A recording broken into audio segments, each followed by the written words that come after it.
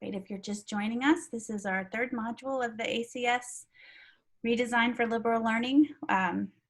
We requested some feedback on what we ought to stop doing, what we ought to start doing, and what we ought to continue doing. And we're doing a poll right now to get a feel for the people in the room, what they'd like to spend more time on if we have it.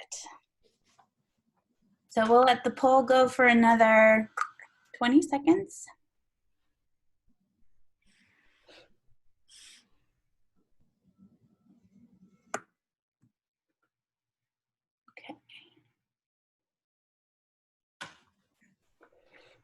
About 5 seconds left. If you haven't gotten to vote, please get there under the wire. Okay, so I'm going to end the poll and share the results. So what do you notice about the results there? And go ahead, we're a small group today, so go ahead and unmute and let us hear what you're thinking. We want a wide variety of things, and not one thing stands out substantially. Right. I would say though, I have a question. Looking at how to help colleagues keep up with hybrid learning and how to help with COVID course adjustments, number one, it seems like those might be closely related. Yeah. I would second that. I mean, it depends on every campus, but I think campuses that are pivoting to hybrid are doing so because of COVID. I would agree with you, Amy. I vacillated between the two, considering them pretty equal. And I think they reflect an interest in our colleagues' requests for very immediate support and ideas. And oftentimes when that is the case, we tend to de-emphasize assessment and perhaps even inclusivity. That's a great point. I was going to add some other points that you all provided for those who responded online on the Moodle course. The point about wanting to map concrete agendas for design workshops and to compare with peers, especially institutional colleagues on tools, I thought was pretty striking. It seemed like there was a lot of support for that.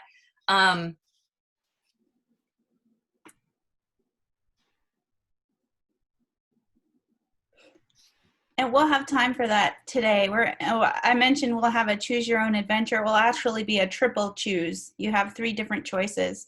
One of those will be getting with your design team if someone is here with you to help, to actually spend time designing. The second one is thinking about a tech fail, like how do you pivot gracefully when things don't go your way, and what are your go-to strategies? And then the third one is high flex fun, thinking about the 4 principles of high flex design and using the tool that Brooklyn shared with us on Wednesday to map out where's the overlap. And there's been some great discussion on the discussion board. If you haven't had chance to go into the forums, just go in there with a relaxing something, whatever that is, tea, a beverage, and just spend time in there, because there's been some really awesome insights, especially about sort of breaking down the 4th wall between your synchronous time and your asynchronous time by actually using your LMS with your colleagues in your synchronous time as a way to show them, model how to respond properly, and also how to inadvertently reinforce the idea that learning is happening both synchronously and asynchronously. It's not just the synchronous time where people learn. And that's one of the concepts of HyFlex. Anything else to add? I sort of get excited about these things. Okay. Okay, so then let's take a look at our workshop roadmap. As we have been doing, we'll look back for a second and then apply and then look forward. So I'll take a second to read the slide. Our look back is, oops, actually not 3-column grid. We're going to be looking more back at 3-column grids and learning goals for a second. and then apply what we've learned in the breakouts that I just described. And then we'll look forward to flexible sequence building out and course integration. So that's our plan for today. And I was gonna share some, let me stop sharing for a second. And so we wanted to give some specific actionable feedback on the goals that you submitted in Moodle. And I'll pull some examples up for you. Let's see, take just a second.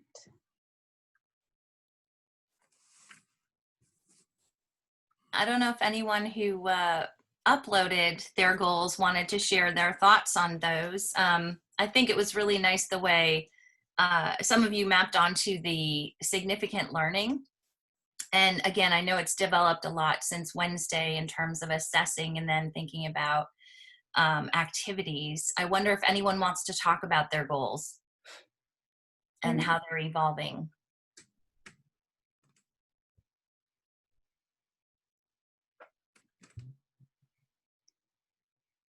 I can think of people in particular, but Yeah, I don't want to put anyone on the spot. Katie, are you with us still? You were here for a second. I wonder if you're still. Yeah, I'm here. Okay, great. Do you mind if I show your goals from the Moodle site? Oh, yeah, sure. Okay, great. And So- just as a placeholder too, I saw Leslie raised her hand, so. Oh, great. Okay, wonderful. So let's start with that. Yeah, okay. And okay, so I was trying to, oh, and the one other thing we wanted to share from the start, stop, continue. Amy had a great point about life is life and life happens. This relates to helping people keep up with hybrid and online.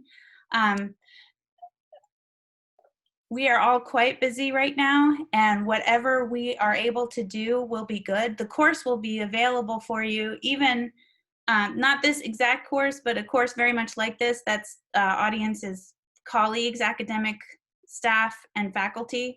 It's available in our Google site for you to download and just use. If you have Moodle, you can use that freely. We only just ask that you modify to some extent the articles about online teaching because we were given permission to use them, but they were created through Sloan C, which is now Quality Matters, and anything we can do to protect ourselves from, even though we were given permission, anything we could do to make those customized documents for our campus will be a good thing. Okay, so you're looking here at Katie's goals, right?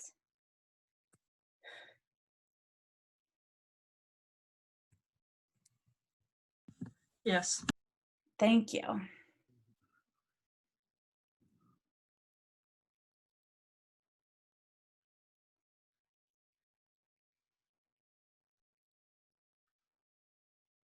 Okay, Katie, do you want to walk us through which one of these goals do you think will be most, I hate the word impactful, but most meaningful for your colleagues at Trinity?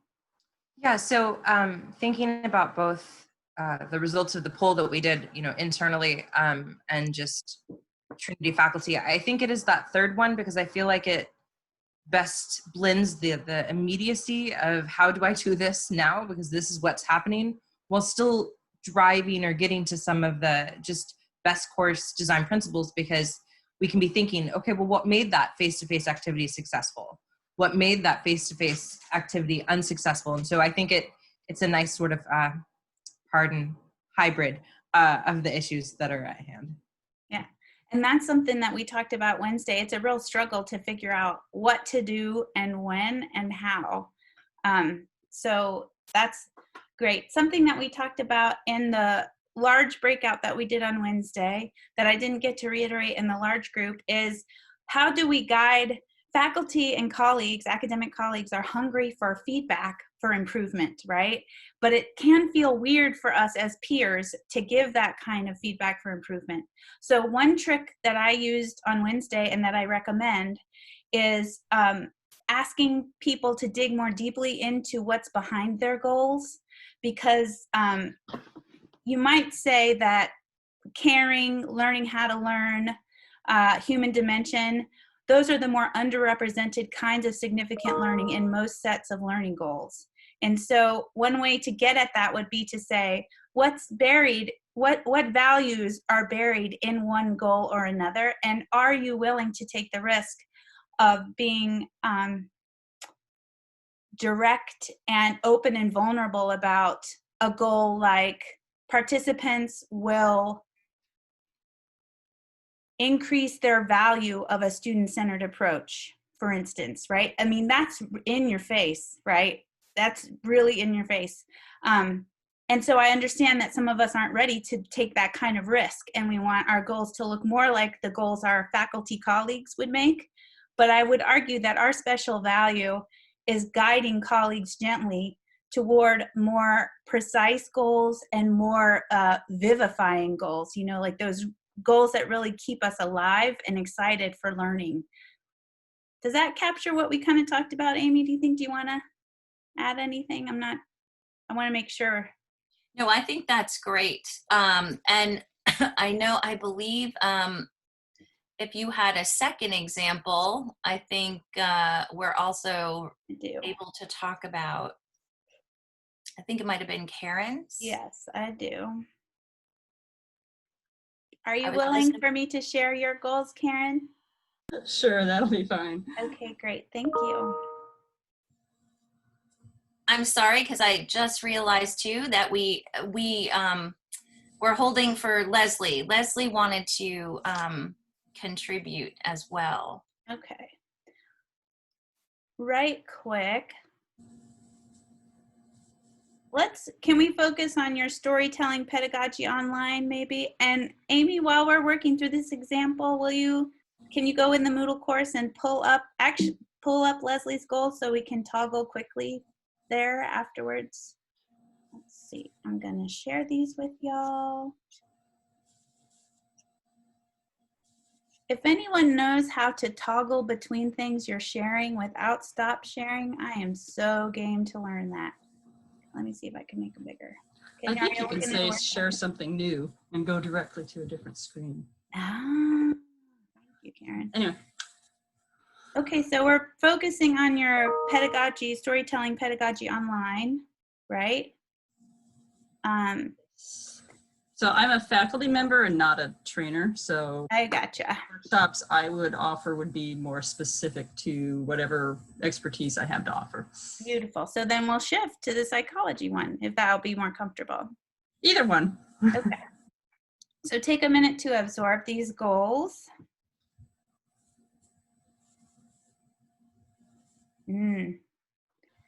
What's interesting to me is what's embedded here in the service learning experience. Can you say a little bit more about that and how students change once they've taken part in that? Yes, so this is a course that I've taught several times. It is a designated service learning course. So students need to engage at a community partner or school at least 2 hours a week over 8 weeks. And they have weekly, we're having a storm here, so I just paused while the lightning, reaction to the lightning. They have weekly reflections and logs, and then have to do a final paper at the end, integrating that with appropriate research to whatever they decide to focus on and things we've talked about in class.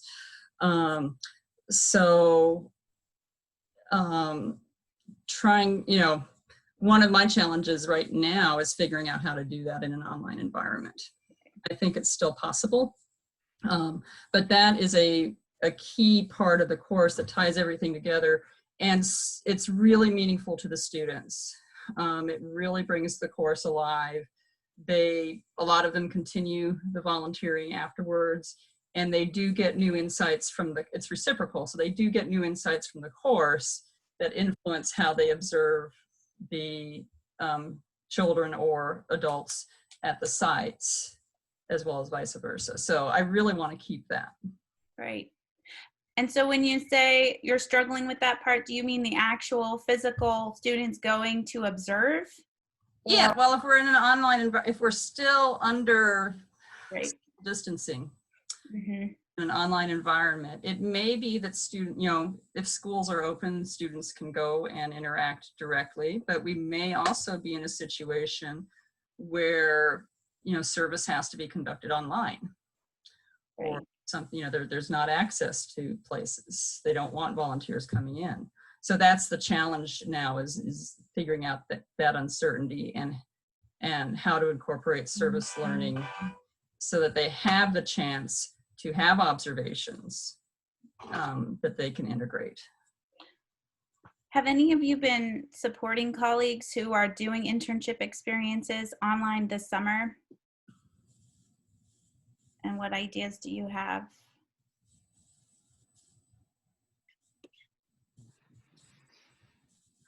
I know we have students doing online research experiences, and there are online internships. One concern here is that the interactions and observations with the people themselves is so important. One thing that we've tried at some schools I've worked with is a kind of a version of micro teaching at the site. So there's the camera rolls. It's in the back of the room and just sort of gets everything that's going on, or the front of the room. And then students watch the videos and glean insights from that. And then they follow up with an informational interview with the lead teacher to try to get some information about, and then they do a reflection on that experience. Yeah, that would certainly get at part of it, and there's things that we can do there. I would really want to have the service part of it be front and center. There are organizations that are moving online, so but some combination of all those things I think would get at it. Or I might have them write up something like a policy brief or something for an organization that they work with. Oh, yeah, that's awesome. And that's a real world assessment and activity that students could get behind. So we'll close up this set of goals with one more idea for how to help faculty think about, and academic staff, about strengthening their goals to really represent what they value. And that is asking them, if they're redesigning a course they've done a long time, what are the value, how do you see your students change over the course of the course, and do they cultivate any new values or dispositions that you want to signpost at the front end? So this is a rhetorical question for us now, and I might put it in the chat just so you have it. Oh, thank you, Amy. Thank you for doing that. That is part of that paper too, just right, exactly. And so really, part of the beauty of the redesign process is that it's not linear. We get to go back at any point to keep working on. So you gave me some advice about how to just toggle to another thing, Karen. I'm going to try. I think, well, so when I'm teaching under, either above or below the sharing, if you are the, it might be, if you are the person whose account the URL is under, you should be able to say share another screen or something like that instead of stop sharing. I think it's at the top of the screen. I see it. I see the new share. I'm just trying to make sure I'm going to share the right thing because I have about 1 million things open. And Diane, I just wanted to make sure you saw my message that I sent you a screenshot of Leslie's. Okay. Got it.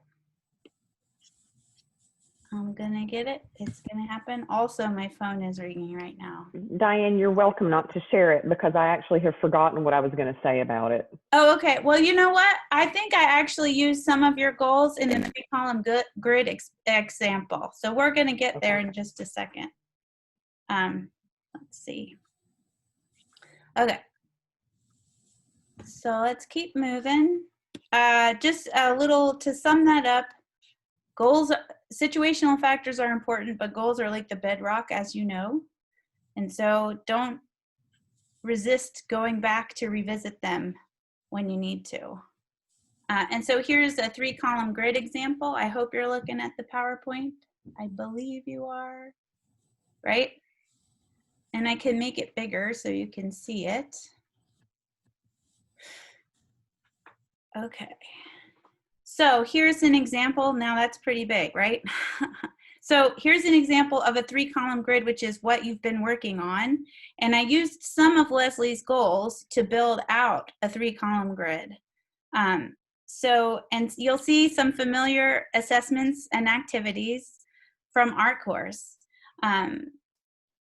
But a particular goal, if you're doing a course redesign, that I thought would be useful for this group is thinking about this goal that Leslie did. And this, I believe, is from Robin's 3-column grid. So these are 2 useful goals that you can take with you and transpose. Can you speak just a little bit, Leslie, about what drew you to this particular goal, which has embedded in it some assessments and activities? Yeah, I think the thing that's really appealing to me about thinking about rich learning experiences is that a lot of my faculty are not thinking about the experiential part and the reflection part. You know, they think about giving information and then doing some kind of assessment. And so I think, just like I love checklists, having something with 3 components that you can audit your activities for is going to be a really straightforward, practical thing that faculty will appreciate, but it also gives them this map for what to do to improve existing experiences. And so for faculty who already have an activity they kind of like, but they need to improve it, this gives them a really intentional, clear path forward. And it's also something that I think it's easy to brainstorm about on your own or in a group. And so it's a way to share ideas with other folks. That's beautiful. And we did a version of that all together when we were debriefing the quiz on, I think it's question 5, maybe, the one which is an holistic active learning sequence. And we wondered, how would you turn these into active, holistic, rich learning experiences? So anytime you have people interact with a model to improve it, you're getting a lot of benefits. One is you're building capacity in your colleagues for doing that on their own. And you're also inadvertently creating buy-in with them on the whole aspect of criteria and standards, which is something else that we as a community sometimes struggle with, because in the past we've done assessment so poorly as to make it just a bean counting thing. But really, assessment can be a delightful and edifying way to see how your faculty or your students have grown over time in a measurable way. Great, thank you. Okay, so now we're going to move to our breakout options. We have about 18 folks. Oh, I was going to say one more thing. If you're doing 3-column grids, one question that you'll want to make sure of is that your activities are aligned, right? So are you giving colleagues time to practice in the activity the way you want them to actually perform? And this will all be in the PowerPoint, so you can take a minute to look at it when you have a second. But we've inadvertently been talking about alignment, but let's see. This is not what we're doing. Okay, so this is your choose your own team adventure. And your team has 20 minutes to think about 3 different things, right? One, I don't know if I have a slide for this, it's design time. So in your feedback to us, you said you wanted time with your team to design things out and then a chance to compare notes with other design teams. So we'll have 20 minutes now for you to do just that. And we'll be popping in to make sure if you need help, call us, but we'll be popping around just to make sure everything's going well. That's option 1, design team. Option 2 is tech fail, right? So here's the scenario. I'll give you a second to read it.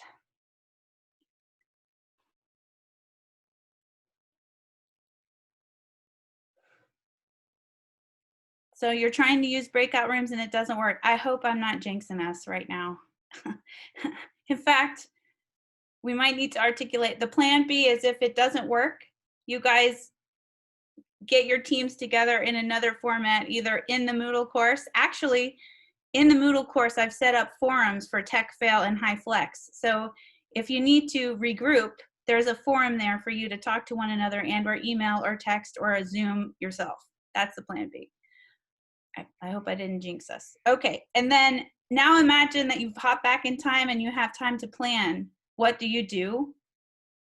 And then the real bonus is, What are your go-to strategies for staying calm when workshops or learning events go a bit sideways? So I think this is the real value of this group's conversation, aside from the tips that you're going to give us. So tech fail is option 2. Option 3 is hybrid flexible or HyFlex. And this maps back to what you said you wanted to spend time with, helping faculty think about COVID specific. It's a little bit of a leap, but if you had a chance to read some of the articles we put in Moodle about HyFlex, really, this is our best option for starting to plan now for socially distant classrooms, and so that we don't have to wait on our administrations to say what we need to do.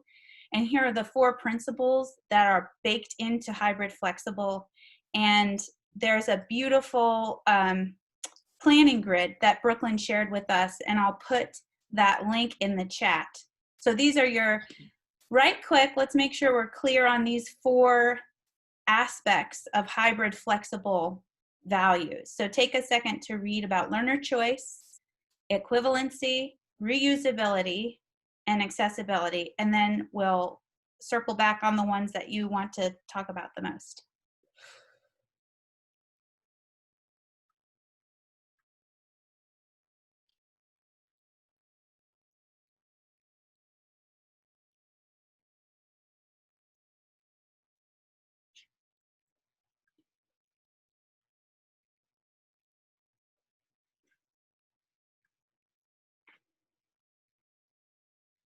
Okay, so in the chat, go ahead and post the one thing you'd like to spend time talking about together as a group, and we'll try to crowdsource those right now. So learner choice, equivalency, reusability, or accessibility.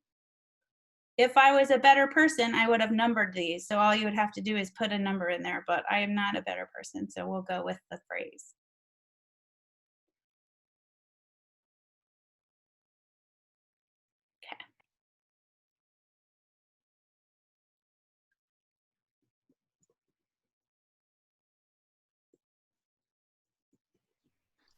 Diane, I'm sorry, I'm not clear on exactly what you want us doing right now. I gotcha. I'm putting it in the chat too.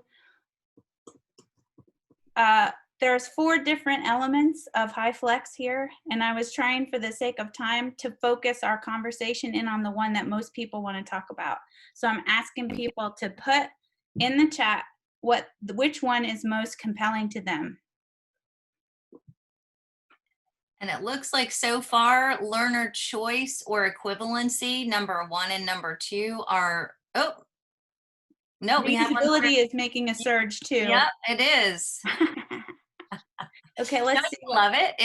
It's true. You could pick anything. Okay, I'm gonna set a timer for, let's see what happens, 5 minutes, and then we'll go into our breakout rooms. Okay, so learner choice. Provide meaningful alternative participation modes and enable students to choose between participation modes daily, weekly, or topically. Let's talk about modes. How in this class have we tried to have different modes of participation?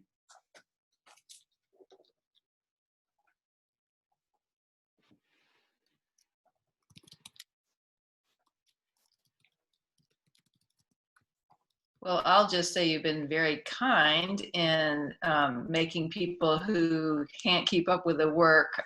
I was in the ER yesterday with a son and a bike accident. So for those of us who couldn't keep up with the homework, you've been very kind in just saying, just stay along with us. That's okay. It's all be accessible later. So you have been inviting and welcoming, no matter where we are coming from. Right. Well, and that's, oh, of course, I mean, we're all, I don't mean to use a oft-used phrase, but we're all in this together. And so one of the reasons I think that academic staff and faculty might resist that flexibility is that it makes it hard to design for everyone. If everyone is at a different point, it can be difficult to design for everyone. And so I think that sort of relates to equivalency, right? That there are different pathways, but they lead to the same learning outcomes. And I think that's a difficult part of this, but not impossible. Some modes, we've used the Moodle mode, we've used the synchronous mode, we've put video in for people to watch at their convenience. This has not been a perfect HyFlex experience because I was ruminating on, we've been doing some things together in the synchronous time that I haven't provided equivalency for in the Moodle course. So I'm trying to adjust for that here in Module 3 by adding those forums that would make transparent what's happened in our synchronous time, if that makes sense. You want to add anything, anyone, to learner choice or equivalency? I think for learner choice, it's also important to remind faculty that learner choice does not mean anarchy, right? It doesn't mean like, students, you do you and I'll do me and it'll all be okay. I mean, it really is, it's about making paths for them to choose, right? There still can be a lot of planning. It's more time consuming, but I think every time I hear about learner choice, there's a moment that I'm like, but I don't have time for that. And then I realize it's not actually, I'm not asking them to all just kind of be cats, right? And to wander wherever they want. I've created paths for them to wander. I really like that point, and I'm wondering if anyone else can share examples of how things have worked in practice. Does anyone have experience with this that they can speak to in terms of how this has worked practically? Yeah, I mean, there have been occasions in which live in the classroom, as an instructor, I will allow for example, participation to be either verbal or written responses collected, after the fact or at the end.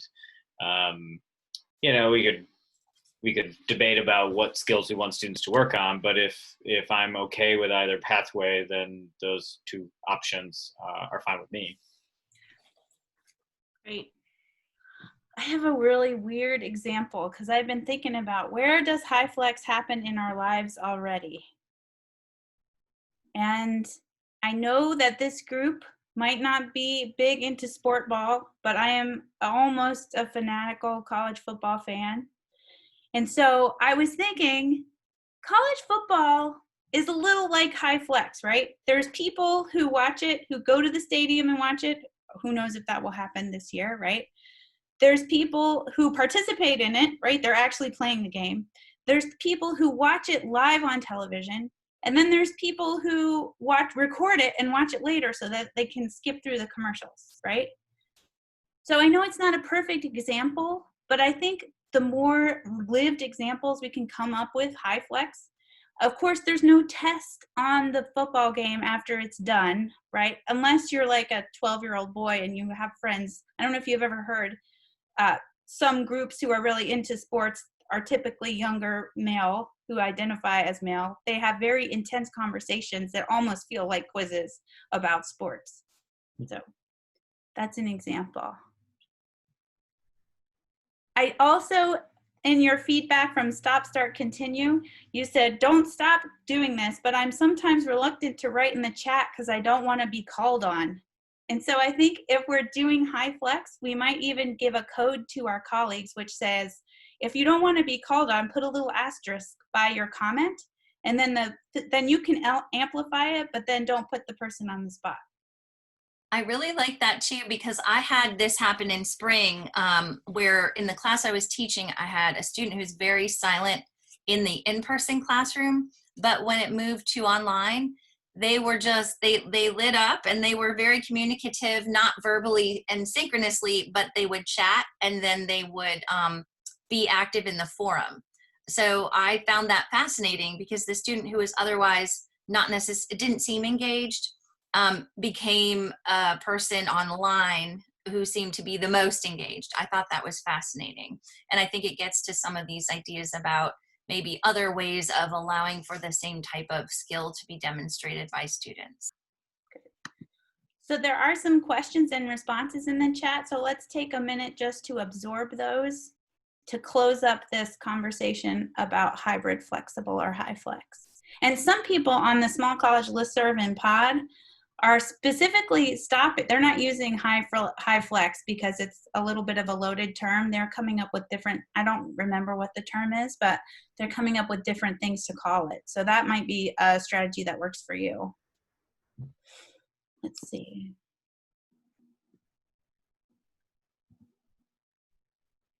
Oh yeah, that's great, Kylie.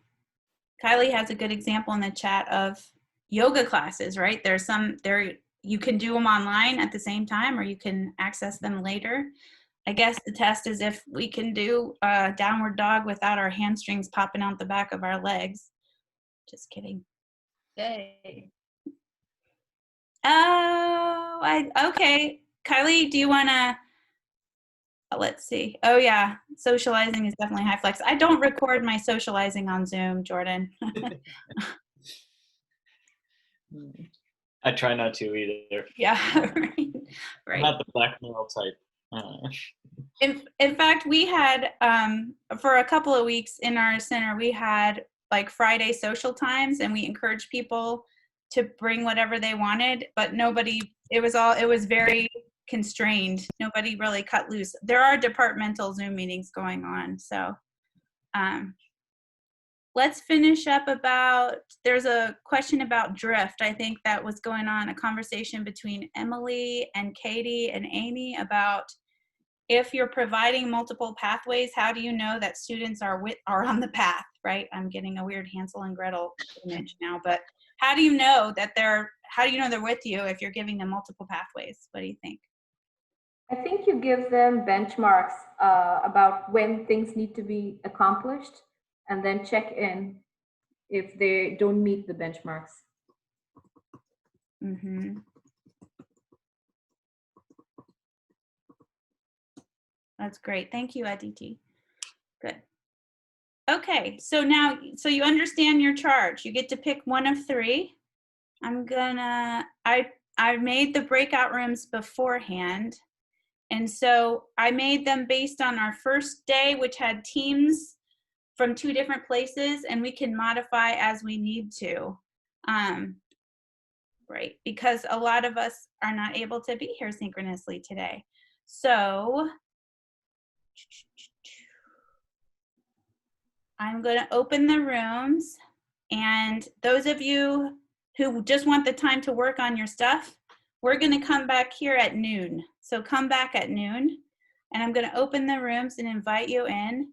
There's some people who are unassigned somehow, and I will get you assigned together the best I can to the right room. Here we go. And if you don't like where you are, come back and tell me to put you somewhere else. Emily, will you remind me your school? Sewanee.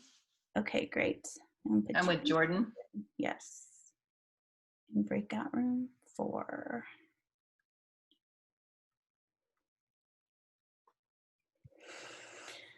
And then, let's see. Aditi, are you still, where would you like to be? I will go anywhere, but I'm with Spellman, so if you're doing it by institution, I'll go with Karen. Okay, great. By topic, I don't care where I go, it'll be interesting. Okay, I'm gonna put you and Karen in breakout room 1. Thank you. Let's see. Amy, I don't know that anyone else you're from Centenary, is that right? I'm from Rollins. Oh, Rollins, sorry. Rollins and Centenary were in the same group. Do you see someone that I don't see that you want to be with? So Brooklyn is also from Rollins. Beautiful. Here we go. Is it group 1, Diane? It is group 1, but now they're all a little mixed up. So we're going to put you in room 5. Amy and Brooklyn.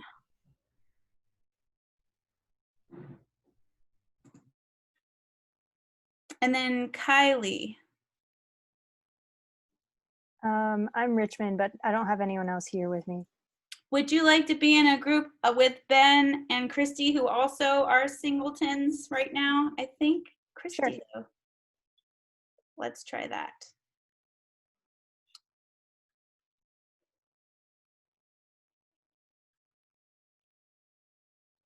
Okay, great. I think everyone's assigned. Except for Monique. Oh yeah, Monique was in breakout room 4 with Sewanee. Monique, who would you like to be with? I'm flexible. I'm a little. Jordan is here. Jordan and Emily. Right, but Monique is from Morehouse. Right. Yes. And my colleague, she is struggling with the weather. She sent a email saying that she was having trouble joining because of the weather in her area. Well, how can we help you, Monique?